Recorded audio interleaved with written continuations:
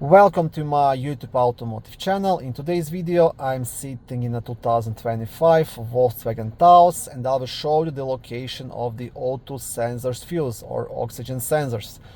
This video will apply to these vehicles made from 2022 all the way up to 2026. Also, if this video was helpful, please consider supporting the channel by liking the video, subscribing to the channel or becoming a channel member.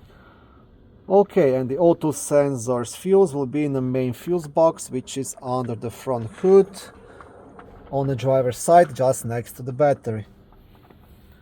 So here is the fuse box. To remove the cover, you'll have two black tabs, one here, one here. You want to press on both of them and lift up.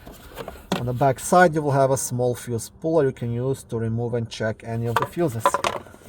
And the O2 sensors fuse will be this 10 amp red fuse located right here, so third from the top. Thank you for watching this video. I hope it was helpful and educational. If it was, please like it and consider subscribing to my YouTube automotive channel. On my channel there is lots of how-to videos, do-it-yourself videos, car reviews, product reviews and other similar automotive topics.